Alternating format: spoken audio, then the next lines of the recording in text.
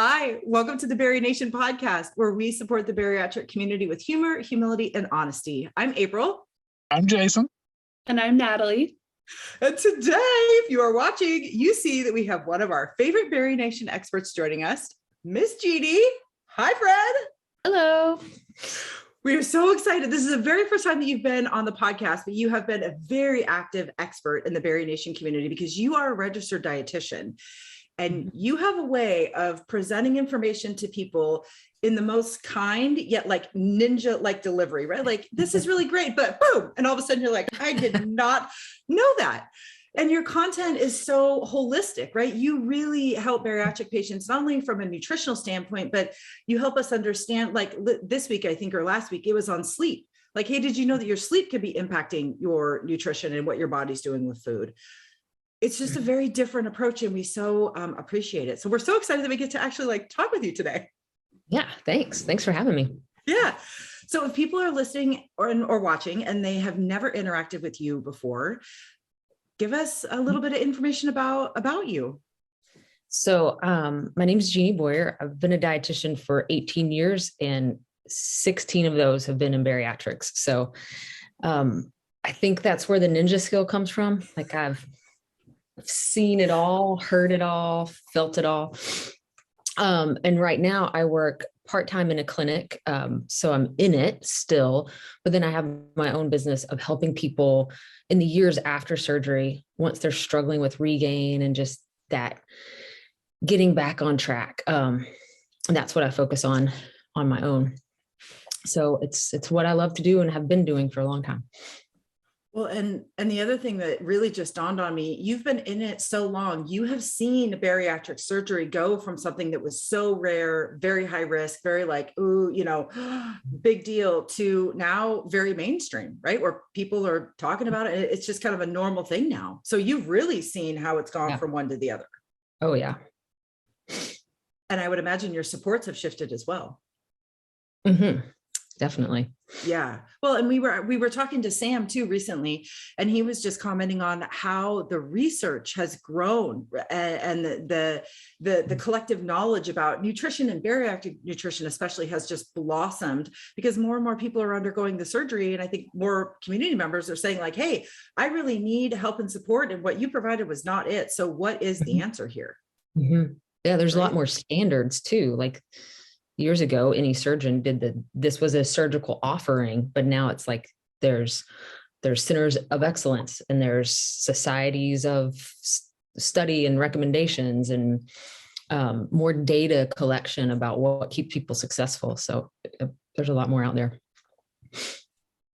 Awesome. Well, today's conversation is going to be right up your alley. We are talking about protein. And specifically, we really want to know just kind of the basics, right? Like protein 101. What is it? Why do we need it, especially after bariatric surgery? What functionality does it serve in our bodies? And then what are kind of the best sources of protein, right? Like, we all know, we're all kind of on the same page. Food is not contraband. There's room for everything, but we do have to acknowledge that there are some good and then some better sources for our protein. So the conversation is really just going to be very heavy, very all protein, not macros in general. We just want to know about this very crucial macronutrient for us. So I don't know, friends, you guys ready? Should we do it? Should we dive in? Let's do it. All right, here we go. So first things first, Jeannie, what is protein? So it is what provides structure in our body. Like, protein is what makes up the cells, what, we know it's muscle, but it's also tissue building. So when you get a cut, like, you need protein to heal that and make those cells to heal. It's part of ligaments, tendons, muscles, like skin. It's everywhere. So it's not just muscles and meat, like it's structure and tissue and building. Okay, I'm just a little bit, now I'm feeling really like a dum-dum, but I never thought of it that way. I didn't realize that it was like at the cellular level. Like, it is critically important then. I mean. Yeah. It's funny, when I was working on a BariNation session about macros, and I never thought of this before, to say that like protein is not just muscles and meat, but that's what it is out there. That's what it's advertised as, and promoted and sold. But Yeah. yeah. Well, yeah, because you see all these protein shakes, like the first thing comes to mind, muscle milk. Oh, right. Yeah. We're all programmed to think protein equals big, strong muscles. Like that's literally our society. But I mean, collagen is a protein. We need that for healthy skin, nails, hair, and et cetera. So it makes sense that it is considered that building block. Yeah. Yeah, sorry. I just never realized it was that essential. I mean, I thought it was essential, but not like that, like, oh my God, your body's going to like liquefy if you don't have it type of thing. I mean, that's crazy. That is crazy. And it's not, I mean, that's like, we're talking structure, but it's also enzymes, like the enzymes that make reactions happen in your body are made up of, if we get to the little piecey parts of protein, amino acids. So it's enzymes, it's signals, it's reactions, like metabolic reactions. A lot of hormones are made up of amino acids or protein. So hormone signaling, like it's kind of crazy when you break it down to look at amino acids and what they do. Yeah. Well, and that kind of goes into the other question that we really wanted to get to. And we know this because we've had lots of conversations with people kind of about protein over the years as we've grown in our own understanding, but not all protein is created equal, right? Because there is protein that is not complete. And we hear this often in our community. So what is the difference between a complete protein versus an incomplete protein? And how do we know if one is complete or incomplete? So the names complete and incomplete come from what our bodies can create. Like our bodies are pretty cool and can make a lot of amino acids. But there are 9 that they say are essential. And so we can't make those. Like we have to get them from what we're eating. So when they call something a complete protein, it means it's giving you all those 9 amino acids that you can't make on your own. And an incomplete is not. And an incomplete could have 8 of them, but if it doesn't have all 9, it's incomplete. I literally had to mute myself because I have to grab my notebook so that I can write this down. And I know you guys are like, Jason knew exactly what I was doing because I was like frantically being like, oh my God, where is my thing? But you said a lot of really important things there. The number one thing that really sticks out to me is that our body can't make all of these things, which is why ensuring that we are eating most of our protein from that complete source ensures that we're getting those nutrients that we can't get anywhere else, right? Mm-hmm. Right. Can we get those amino acids outside of protein? So do they live in other like food groups, or is it just protein is the most efficient way to get them? So you'd even have to break down protein in like the animal and plant sources. So the most efficient, like the easiest way to know is animal. Like if you're eating chicken, steak, shrimp, fish, like you're getting them. But if you're eating beans, tofu, mushrooms, you're not, those foods in and of themselves are not a complete protein. But to make it even more like mind-blowing and confusing, if you have enough of a combination, you're good. So we used to, like when I was first in school to become a dietitian, when we talked about vegetarians, it was like, you have to do all this combining, like you eat beans and rice together so that you get a complete protein at one time. And now the science is like, it doesn't need to be eaten at the same time. Just your overall diet should include enough variety to give you what you need. Oh, okay. And as a bariatric patient, that can be a little bit challenging because I'm assuming that in a smaller volume or quantity of protein, you're getting a higher amount, right? So then we should stop giving Jason a hard time for eating so many ribs because he's actually doing his body the good thing because he's getting the most amount of protein in the small serving. Yeah, that's like maybe a tangent here. Like you can be a vegetarian and a successful bariatric patient, but it's hard. And initially after surgery, when you're sensitive, when your pouch or your sleeve or your stomach is so small, the most efficient way is going to be animal-based proteins, because you get enough protein, you get a complete protein in an egg, in, Yeah. 2 ounces of chicken. Okay. Well, because I know for myself personally, when I was post-op, it took me 6 months to be able to stomach lettuce at all. So I can't imagine trying to get any of the fibrous vegetables, trying to gain even close to enough protein out of those to be able to be able to pull that off. I just could not.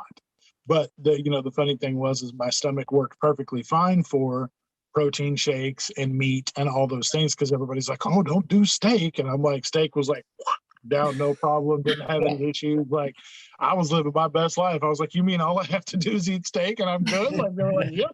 I was like, sold, I'm in. Yeah. So, I mean, it was crazy how it worked for me, because I mean, I know it's not the same for everybody, but it just happened to work perfectly for me. Yeah. And that right after surgery, when you're losing weight so fast, the risk is muscle wasting because of those amino acids in that amino acid pool. Since you can't eat enough, and if you're not eating enough protein, your body's going to break down the protein it has access to, muscles, to get all those amino acids that it needs. So that's why it's such a push. And I in the clinic, sometimes I'm like, oh, I feel like I'm setting people up maybe for difficulty later, because I'm like, you got to get protein. We got to get this much. I want you to eat this. I actually am like, I don't care if you eat a vegetable or for months right now, they'll come back, because I want to maintain that muscle mass during the rapid weight loss. Yeah, because I know pre-op, even at my heaviest at 468 pounds, I was tested, my lean muscle mass was 233 pounds. So at 0% body fat, I would still weigh 233 pounds. However, I know for a fact I'm nowhere near that now. Even though I've lost 191 pounds, I know my muscle mass is way different. Even though I've incorporated going back to the gym and doing all those things, I know it's not near the same that it was. Mm-hmm. Well, right. And I think just after such a rapid change, your body's going to lose it from everywhere. And the name of the game, I think, is to be so educated and just be so aware about the impact that your nutrition is having on your recovery, but to know that you can make those gains up when you have your strength and your stamina back. Right. Definitely. And like what we always tell people in our community, because we get the question all the time about like, well, are protein shakes good, or are they bad, or I just don't know. And we always say, like, food is not contraband. And if we're hitting our goals, then we are doing the right thing. And if some days that means that you are relying just on protein shakes, that's okay. On other days, if it's tofu, awesome. If it's chicken, whatever. If you're hitting those goals in a way that's meaningful and valuable to you, then you're doing the right thing for yourself, right? We don't want to demonize people for doing whatever they can do to hit their goals. And after surgery, right, your taste buds change. I mean, I don't know about you guys, Jason and Nat, but I stocked up on Premier Protein and I couldn't touch the stuff after surgery. It was hard. I still don't like protein shakes, really. I mean, I don't reach for them because the sweeteners, the milky aftertaste, like I will have one every once in a while. I incorporate protein shakes into overnight oats and other ways that I can put them in, but I do not. I mean, I remember that first, and I also don't like bone broth, which was, yeah, I know, controversial, but I really don't like it that much. Yeah, I know. I really don't like it. Tangent, but like there was a point after surgery where I just felt like I smelled like bone broth, like I like giving off the aroma of bone broth, and it made me really sick and I hated it. So I didn't like bone broth that much. I didn't really like protein shakes that much. So then it was really hard for me to get in my protein those first 3-4 weeks of surgery. I ended up just sucking it up and drinking what I could. But, those things are kind of hard when your palates change. I mean, I loved a certain brand of protein shakes beforehand and I stocked up on them. And then the day after surgery, I was like, this makes me want to vomit. Like, this is horrible. So yeah, it's tough. I still drink one a day. Every morning I drink one and it's the happiest. I just love it. It's the greatest thing ever. I just knock down my little 10 ounces and call it good. But Yeah. see, I was the same way with bone broth. And I felt so bad because Sarah went in and she doctored it all up and like worked on it to make it good. Brought it to me. I took one little sip and was like, I don't know what the hell that is. I was like, but I don't ever want to see it again. I was like, that's just disgusting. So I felt bad because she worked on it, but I was just like, nah. But luckily she loves it. So she just drank it herself. But I was just like, nope, I could not. I was not a brother. Yeah. You know, the power of this conversation is all three of us have had very different experiences with protein. I choose to eat a little bit more plant-based protein now. Jason, you got your tried and true. Nat, you've got yours as well. But we've all found success. And we did so because we weren't afraid to go, you know what, this doesn't seem to be sitting well, or this isn't appealing, or, oh, I heard somebody tried this, I'm going to try that, right? Being an experiment in our own journey, as we talk about often, we just don't know what we don't know. And it's also okay to give ourselves some space from cooking food. I know I had to straight break up with food, and I relied on protein shakes for months because I was so over food. You guys remember, Jason, I think I knew you then when I was going through that. And I was like, I am not cooking. I'm done. Peace out, Grady. Good luck. Godspeed. I'm done. I'm going to be liquid food forever. Not sustainable, turns out. But I had to take that break, and thank God there were these convenience foods there for me to move me through that stage. That's one of the other things we kind of want to talk to you about too, Jeannie, is sometimes these convenience food are villainized in our community, right? Like we should only be, whole food or plant-based, or, oh, it's bad, bad, bad.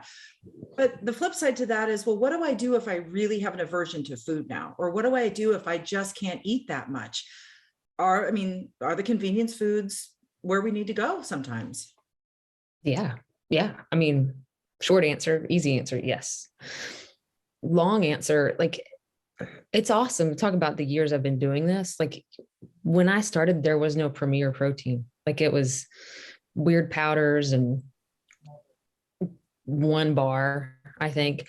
So it's nice that there's such so many options and different flavors, and savory or not, or powder or liquid or whatever. Yeah.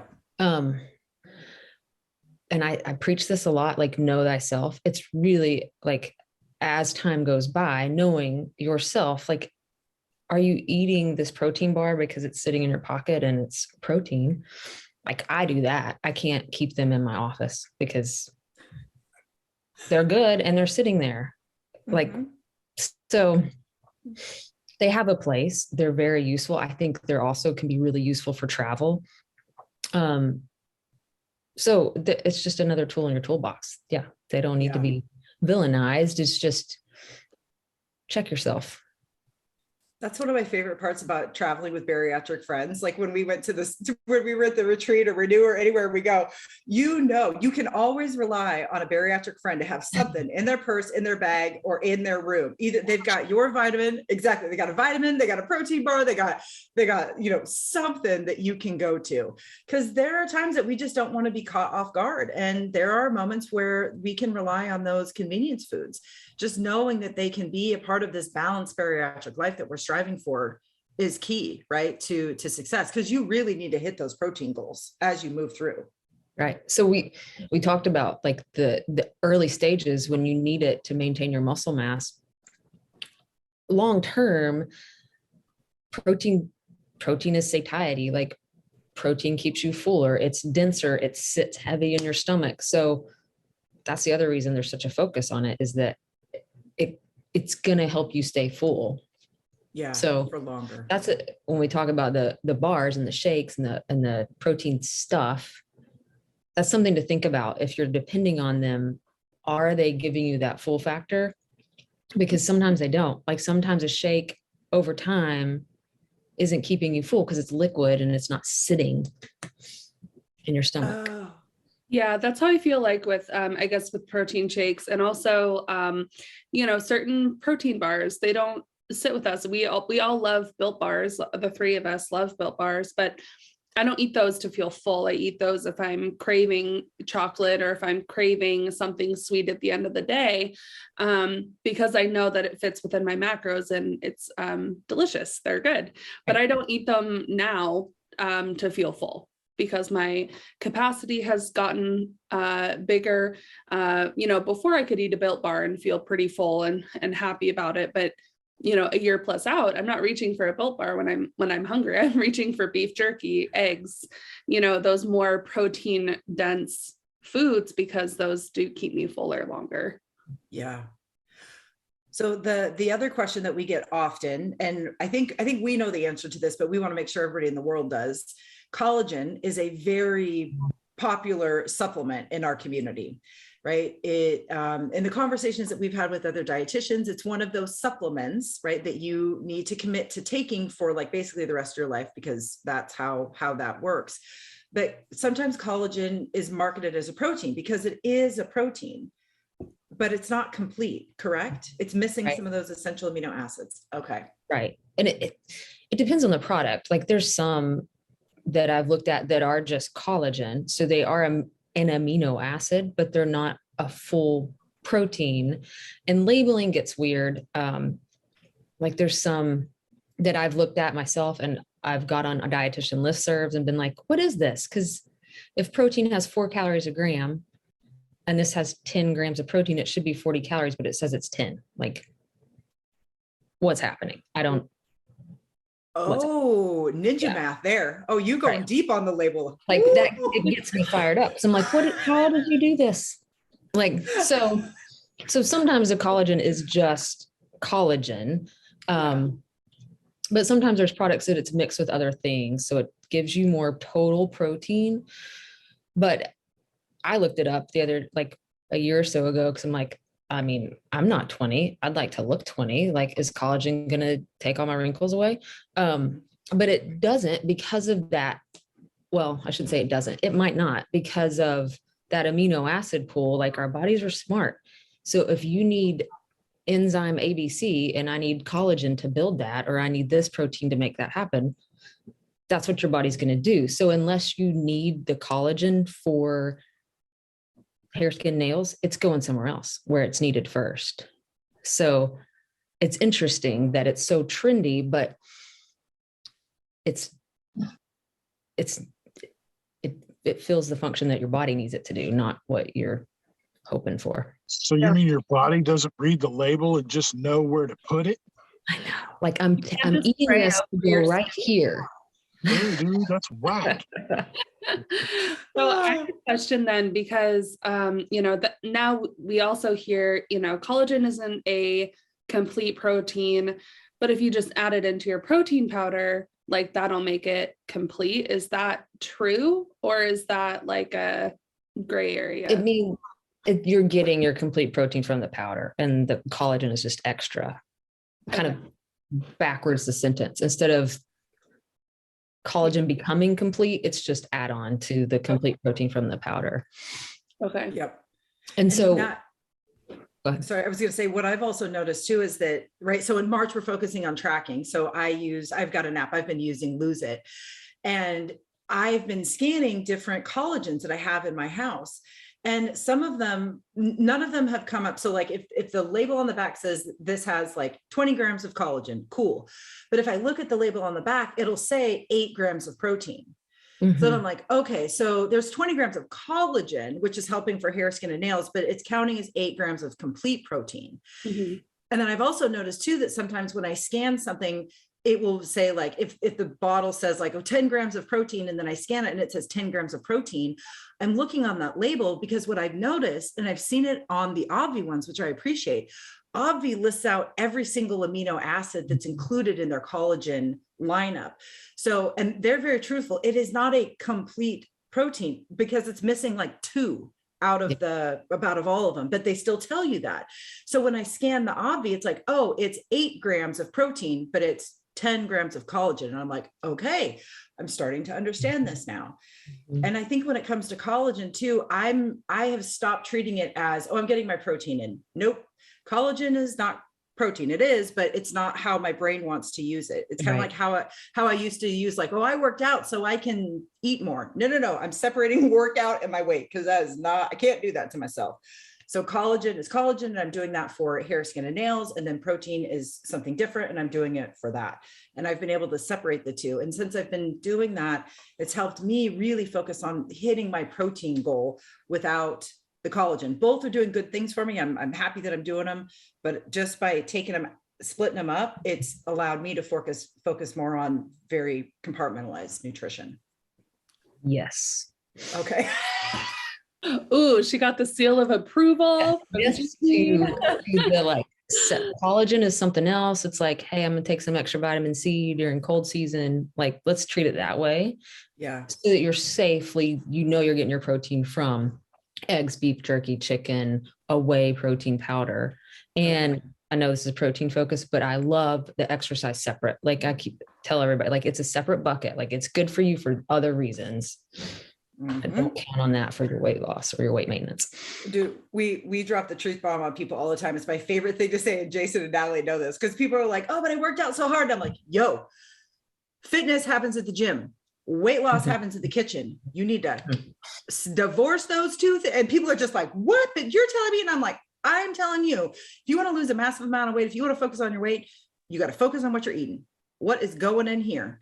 Working out is going to help your bones and your attitude and your mindset and longevity and blood. And it is essential. So keep doing that, but just divorce the two. It's really amazing as the more I dive into bariatric life, that all of these notions and nuances that I was taught growing up or just learned growing up, they're really untrue. Like they're really just not correct in what people say. I was always told, like the same thing, April, like if you work out, you can eat whatever you want and then you'll lose weight. Like that's just not true. Same with the protein thing. Oh, if you just eat a bunch of protein, you'll have big muscles. Like that's not true.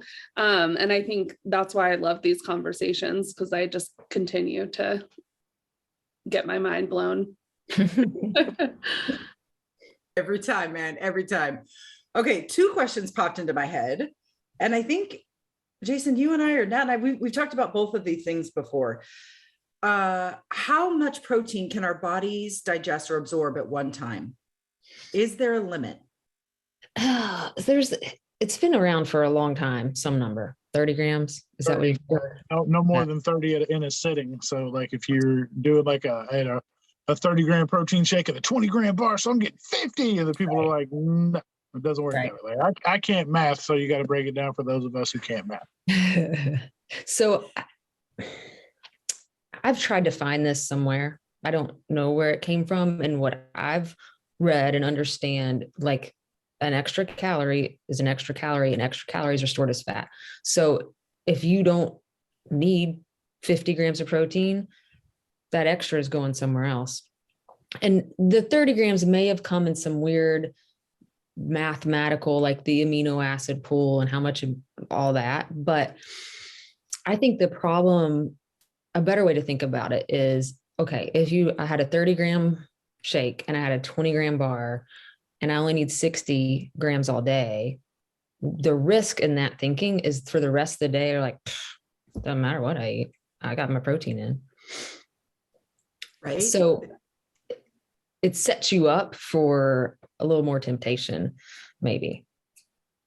Well, that makes sense, because if you're jamming in all of your foods that are going to keep you satiated throughout the day in one meal, then you could potentially be like starving yourself later on in the day. Or, right, the other thing that popped into my head is, could you overdo it on protein? Like, is there a risk of like, I mean, if you're eating 300-400 grams of protein a day, is that going to be detrimental to your health? Oh yeah. Yeah. So, you can have too much of anything. And so the risk with too much protein first comes in kidneys. So your kidneys are processing everything out. And so if you have way too much protein, you could have kidney damage. And too much is going to be like up there, like 120, 50 grams a day, 150 grams a day all the time. Okay. That's very general. If you had kidney problems before surgery, you want to watch out. And I say a lot that you don't need more protein because you've had weight loss surgery than anyone else of your same height and weight. You just have to focus on it more because you have a little space to get it in. So if you're somebody who's incorporated a lot of strength training and things like that into your kind of your routine, is that higher protein still as detrimental as somebody who has maybe less of a hardcore workout in their Yeah, routine? that's a good question. No. And the extra, I'm thinking about the equations that we use. The extra is like 20% extra for like hardcore working out. It's not double, you know? Oh. And I'm still like, my mind is still blown. So we don't need more. I don't understand. I don't understand how I'm just learning all of these things. It makes me so angry and yet intrigued at the same time. We don't need more protein than people who have not had bariatric surgery. It's just that we have to be. Yeah. Right. It just has to be our focus because we have such little room. So they don't want us filling up on fibrous vegetables and things that are going to fill the pouch up before we get our protein in. So that's why it's the most important part of the meals that we consume. And we were probably, I mean, I never tracked before surgery. So we could have been eating, double, triple the amount of protein that we are getting and that the average person could be needing. So to us, like getting 90 to 100 grams of protein, that seems like wild, but also we've never tracked before. So we don't even know what we were eating before. We have nothing to compare it to. So maybe it just seems like we're getting this exorbitant amount, but really it's average. My version of tracking pre-op was making sure that I got all my order in the bag, because it would be like of multiple orders. So I had to make sure that all the burgers were there and that the fries were the right size. So that's how I tracked pre-op. Oh my God, dude, Jason, you read my mind. I was like, I'm going to ask Jason how much protein he thinks he got based on how many burgers or steaks he would eat. I can't. Okay, so for those of you that listen and know, my food funeral the night before I started my pre-op liquid diet was a 22-ounce porterhouse, double mashed potatoes and mac and cheese. So I don't know how much protein is in a 22-ounce porterhouse, but I know that there was nothing left in that poor little box that it came in, except a bunch of knife marks where I tried to dig through everything to get the steak cut so I could eat it faster. Well, what's 22 times 7? I can't do that. I don't know. Hold please. I've already professed that I cannot math. So I'm not even going to act like I know. 154. Boom, son. And that was my last meal of that day. You didn't eat for like a week after surgery. I already had 2 other meals that day that were probably just as bad. So your boy was flying high on the protein that day. I was probably rocking 300 grams of protein that day. Oh yeah. But I mean, all that my brain is doing is just, now that we're starting to really get an in-depth understanding of macros, not only we were taxing our body because of the physical weight, look at what our bodies were having to do to process the food that we were consuming. Well, it explains why I was told by a doctor in an emergency room situation that I had at one point. He asked me how much alcohol I drank in a day. And I'm 46 years old and I've never drank alcohol ever. And I said, I've never drank. And he's like, what do you mean? And I was like, I don't drink. And he's like, well, what the hell do you do? And I said, I don't know. What's the question? And he's like, well, your liver enzymes are high like an alcoholic. And I'm like, well, I was like, I consume shit tons of greasy meat and I take ibuprofen like they're Tic Tacs. I was like, because I was suffering from real bad migraines at the time. So I was taking handfuls of Excedrin migraine round the clock. And he said, how much do you take? And I said, until the pain stops. And he's like, well, do you like your liver? And I was like, well, we've grown attached over the years. You could say, yeah, we're pretty chummy. And he's like, well, if you don't want to lose it, he's like, you need to quit. And I was like, well, I don't know if I can do all that. Like, that seems to be a lot, doc. Like, now it makes sense. I am like blown away. Mm-hmm. And I always do this to myself, and I probably shouldn't, but I often think, what would my life have been like if I had had this information before bariatric surgery? I mean, the grass is greener, right? I was like, I know for me, it wouldn't have made a damn bit of difference. I would have been like, oh, that's cool. I would have kept it moving. I would have got on the way to McDonald's to get more cheeseburgers and been like, dope, that's cool. I hope you have a good time. Like, I mean, all that, I mean, I think about this because with my clients and my patients, it's like, I have to think about, why do I do what I do? It's because all that information is out there, but it doesn't become real until you want it. It's kind of like surgery. You can think about surgery all the time, and you can like go to I've had so many patients come do the whole pre-op. Nope, not doing it. Cancel surgery. Come back 6 months later, cancel surgery again. And you have to be all the way ready. And I think too, like, I come from a family of alcoholics, and a saying in our family is, the most educated about alcoholism are alcoholics. The most educated about weight loss and what you need to do to lose weight are those who are obese. We have tried everything. We've heard everything. I don't think if I was sitting in this Zoom podcast recording, if I was 400 pounds, not even thinking about surgery, and someone told me the information that we are receiving today, I don't think I would be processing it the way that I am now, because I wasn't ready. I'm not in the same headspace as I was. So I think, April, I know you do ask those questions to yourself a lot, but I think you're doing yourself a disservice because you wouldn't be processing it the same way. Let yourself off the hook. Yeah, no. And I definitely do. And Jeannie, I was trying to frantically write down what you just said, because that really like stuck me in a place that I think my heart is supposed to be. Right. That the info's out there, but we won't absorb it until we're really ready. Right. Which is true. And I guess I just feel, and it is so true when you are, it's like one of those things. It's like, I didn't realize there were so many Subarus in the world until I started driving one. And then it's like, every car is a Subaru. Right. And you're like, oh my God. Well, this information was there, but I think really living it, and then really wanting a desire to understand at that micro level, right? Like I want to understand macros on the micro level, because, right. Because I really want to know how my body functions. And yeah. And I guess we hear things, or we absorb things, or we take things in, at a different level when we're so engaged in that learning process and really wanting to understand the why behind things. So, yes. It also creates a level of respect for our bodies and ourselves for how far we've come, given the abuse we've put ourselves through. Because I like to try to tell people that I was one of the healthiest fat people that you could ever have met when I was at 468 pounds, because I didn't have diabetes, even though I should. I was barely even pre-diabetic.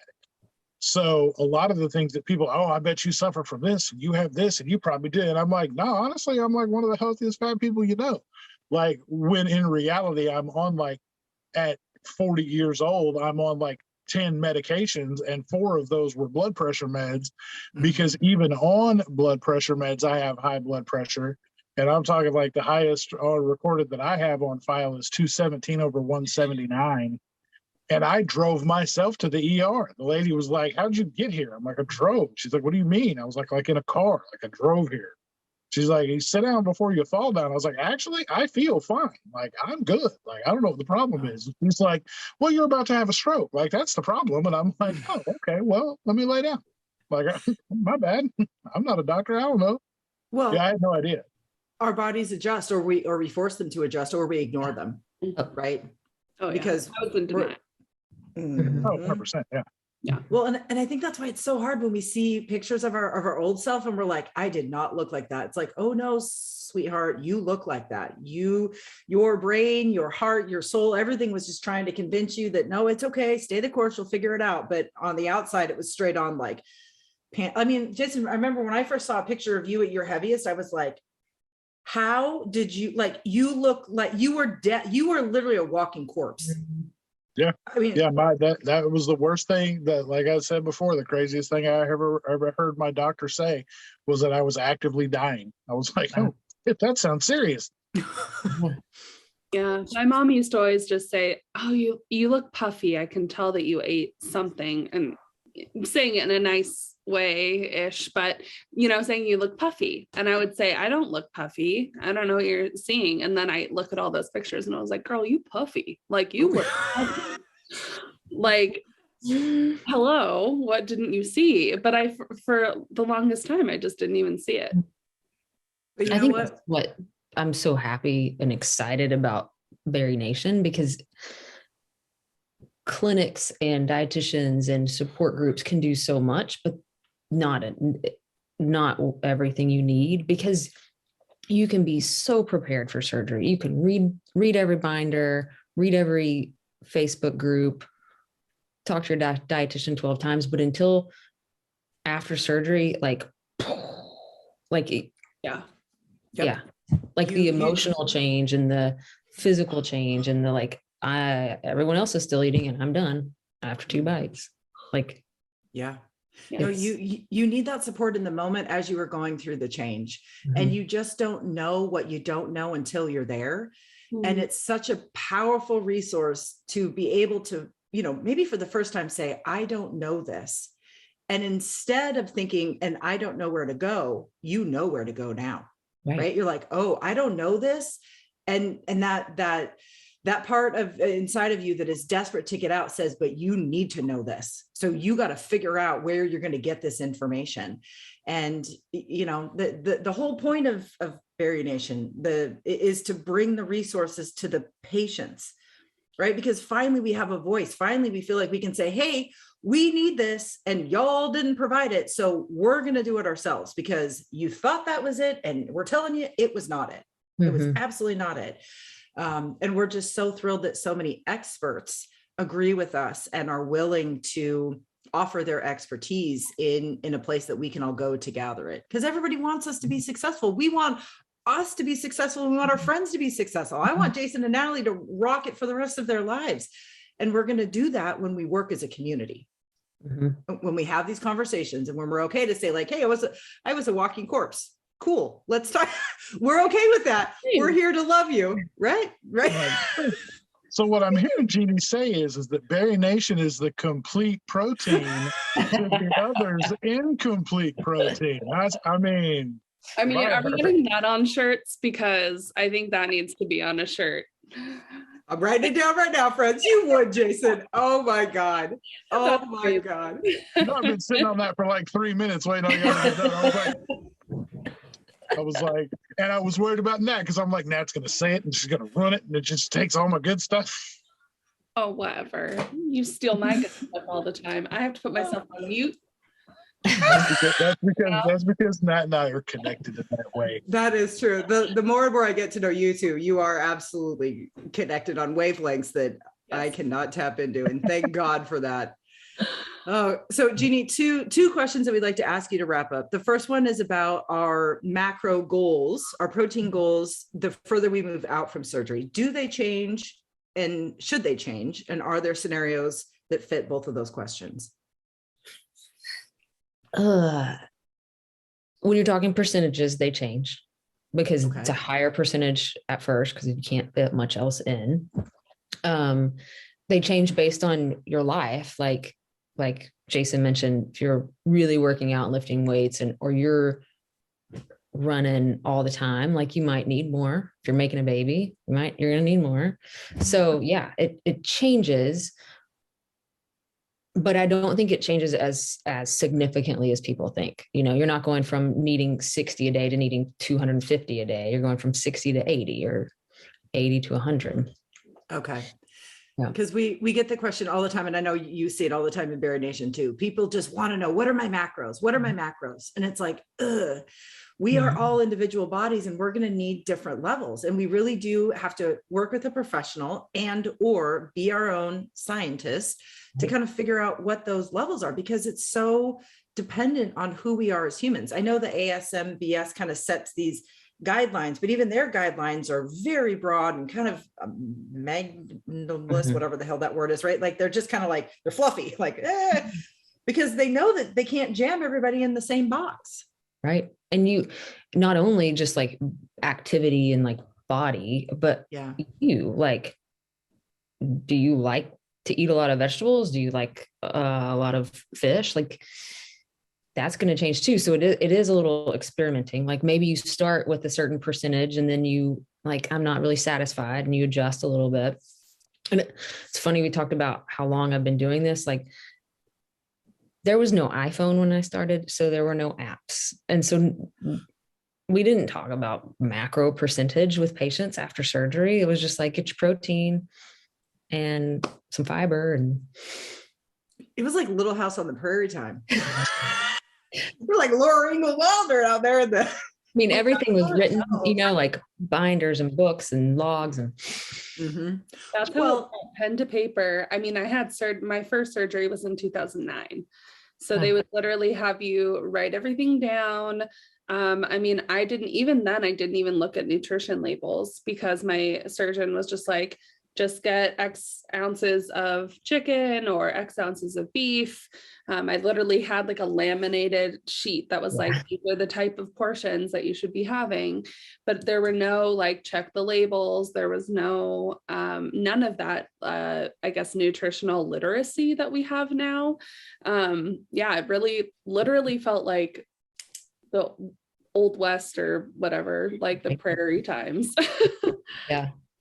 Well, the other thing that popped into my brain is that, and again, we can't change what we don't track, right? We don't know what to change if we don't have the data, which is why in March, if you're listening in March, we're focusing on tracking.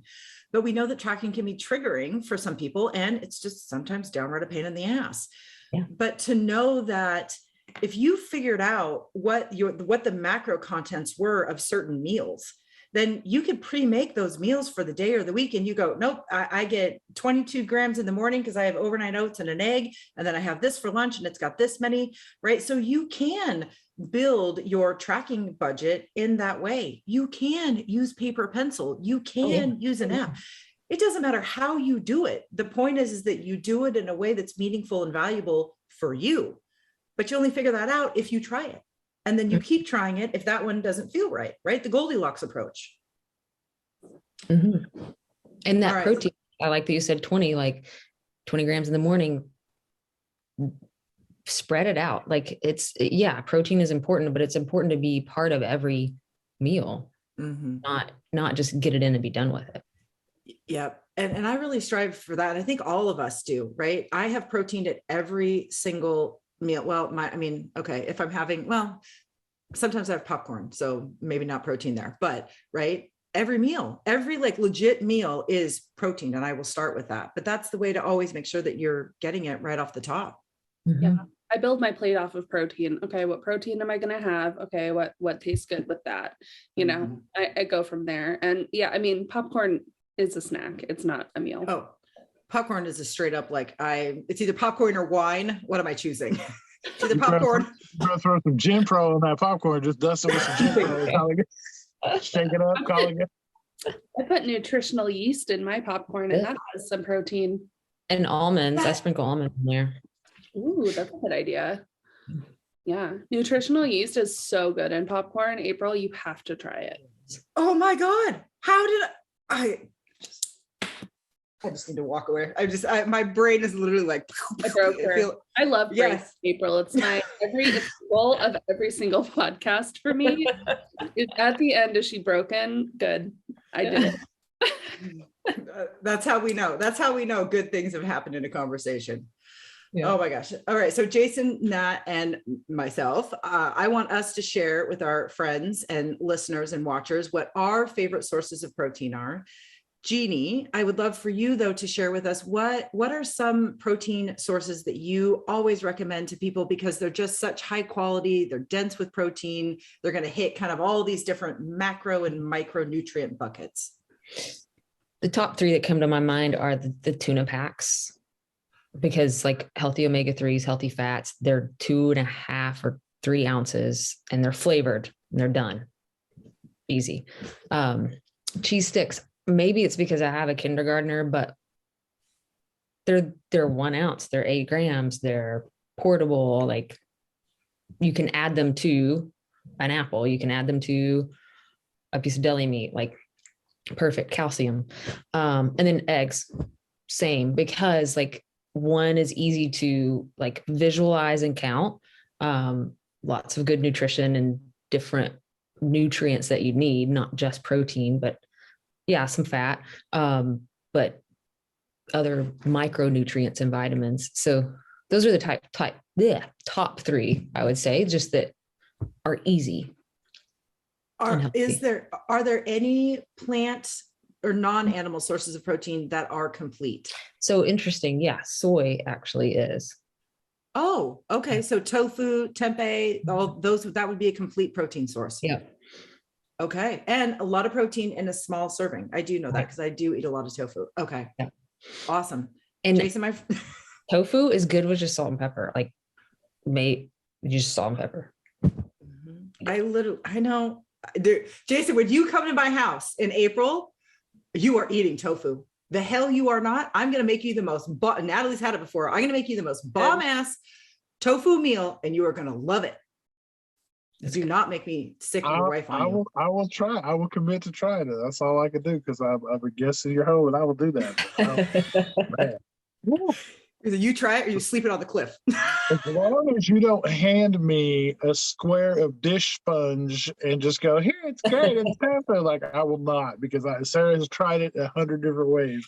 And the only way I've ever consumed it and didn't know any better was when she made ricotta bake and she used tofu instead of ricotta. And I had no idea. I'll give her that one. She snuck that one over on me and she wins the day for that one. But that's the only one. Mm-hmm. Yeah. All right. Well, tell us, Jason, what's your favorite way to get in protein?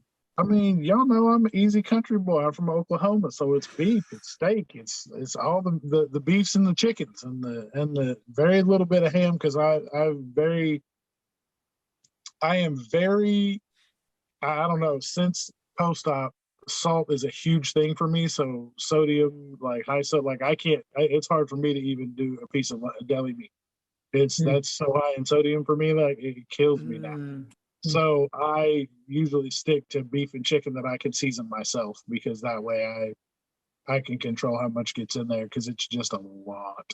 I've switched over to a lot of seasonings that are very light in because I used to keep go through tubs of Lowry seasoning salt because I would just on everything, and now it's very light. Okay. Well, and you are the meat master. I mean, your Instagram stories are always filled with the amazing things that you created at your house. So yeah. I try. I've been working on that. That's my therapy. That's very therapeutic for me. Like I did ribs over the weekend and it was a 2-day process. It took all weekend to get it done. And by the time it was all said and done, I had like a rib and was done and I haven't eaten it since because I really care about cooking it for other people and watching them eat it than I do eating it myself. So. Well, it can be a really joyful place when you have that relationship with food, right? Where it is the process, you get a lot of joy out of the process and preparing it and making it for other people, but that we don't have to go overboard when it comes to our time to eat it. It's a lot of fun. I mean, food is cultural. Food is connection to friends and family. Food is not contraband, right? But we have to make sure that we are using it in healthy ways. Miss Nat, what about you? What's your favorite way? Man, I think number one is eggs. I used to joke with my family about opening a restaurant that was just eggs in every way that they can be prepared. I love eggs. So eggs, I would say chicken thighs, especially. I don't really like chicken breast since surgery. It's been really hard for me to eat unless it's like super moist. I know people hate that word, but I had to use it. And then I'm gonna sneak in a bonus one. So my tied for the bottom number 3 is tofu, but I also really love I eat tofu like once a week now. Look at you, girl. Yeah. Cause I'm tired of chicken or beef or whatever. It's easy. But Tide is also cheese. The Tillamook has those little 1 ounce, and you can get like sharp cheddar, mild cheddar. So I just buy once every couple weeks, I just buy a couple different kinds and they're so easy, so delicious and flavorful. I got kind of burnt out on string cheese.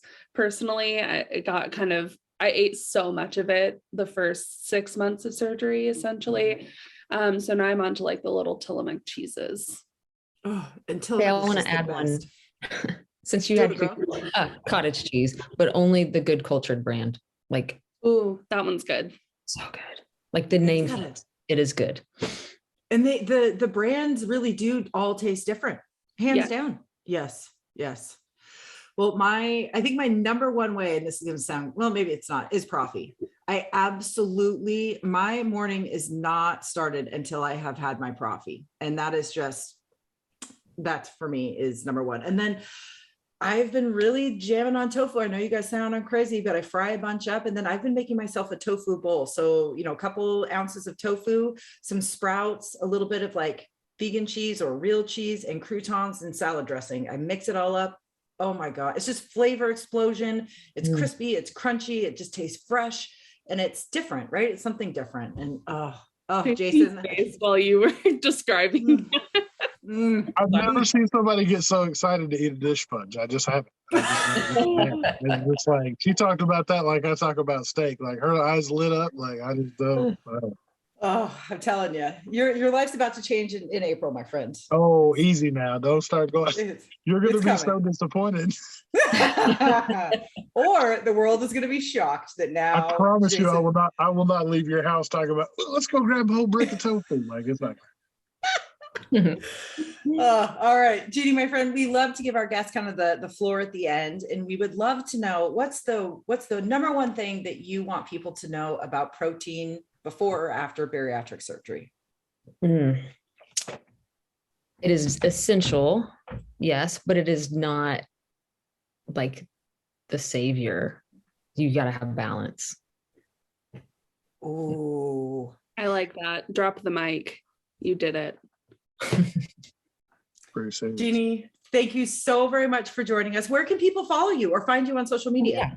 So I spend a lot of time on Instagram at Bari, BARI Success RD, mostly making silly reels. And then JeannieBoyer.com if you want to send an email. Yes. And you guys, and Jeannie, as you can see, she's a real lovely human. So if you send her a direct message on Instagram, she will respond. If you are a member of the BariNation community, she is very active in the BariNation community. If you send her a question there, or you post a comment on something that she has posted or shared, she will respond. And in March, you're doing a live every single week, like a Right. Q&A that are just dedicated to these big macronutrients. And then spoiler alert, Jeannie is going to be joining us at our virtual bariatric meetup, where the theme is building a balanced and beautiful bariatric plate. It's going to be amazing. We are so excited to welcome her and somebody else for joining us who I can't spoil all the secrets at once, but there are two experts joining us for this one. So if you are not a member of the BariNation membership community and you want to know what it's all about, it's just basically the most rad place that we can be as a patient. We have, to the point where it's almost daily support groups led by therapists. Jeannie's leading like nutritional support groups. We have experts that teach classes. We have peers that lead peer-to-peer supports. If you are looking for that extra layer of support along your journey, BariNation could be a really wonderful place for you. Just head to our website, www.barination.com, and you can try it out for 14 days. It might not be the right fit for you, and that's all good, but you have 14 days to see if it is. So definitely check it out. Jeannie, again, thank you so very much for joining us. We appreciate all that you do for our community and your time tonight in this very important conversation. Thank you, guys. It's a lot of fun. We always have a good time. Mhm. That's just, yeah. Mm-hmm. Well, Nat, we have a little bit of housekeeping to do. Is there something you'd like to share with our friends? Yes. So every Sunday is our favorite day of the week because we get to share a little bit more about you guys, our wonderful BariNation community. Every Sunday I post a picture and a little bit about you guys, and it's always so fun for me to write everything down. I get to learn about you guys, and then I get to share and watch the community learn about you as well. It's a really good time. All you have to do is go to the link in our bio, fill out the Shout Out Sunday Google form, upload a picture that you're proud of. It does not have to be a before and after. It can just be you, whatever you are proud of, happy in, most comfortable in. upload that photo, and then every Sunday, as they come in, I just go ahead and upload them, and we love it. We get to celebrate you guys and give back to you guys in a different way. You do not have to be a paid member of BariNation. This is mostly Instagram and podcast listeners that are on our BariNation page. So go ahead and get in our little bio there and submit your form, because I love it. It's the best. It is. And I just love seeing the community celebrating everyone else. I love all the comments that come. They're like, this is amazing, or I never thought about that, or your story is so inspiring. It's the whole point, right? The more that we can share our story, the more we're going to help somebody else. I've got some in my recipe that's going to help you. And if we have the space and the platform to share it, we're going to do that. So Jason, my friend, you want to take us out? Yes, ma'am. Jeannie, thank you again, not only for your wisdom and knowledge today, but for all the things that you do inside BariNation to help the others as well. And thank you to everybody who has liked, shared, subscribed, spread the word, told a friend to tell a friend to tell a friend, because you helping us is helping us to help you and other people that don't quite know that we exist yet. So can't thank you enough for that. Don't forget that you can still leave us ratings on your favorite podcast player, as well as YouTube channel as well. You can also leave us voice messages on Anchor that we can incorporate into future versions of the podcast, so that you can get your voice heard along with ours, and we can answer questions if you have any. We love to do that. We also love to feature you in that way as well. And please do not forget, at the end of the day, that you've got this, we've got you, and we will see you next time. Awesome. Thanks, Jeannie. Bye-bye.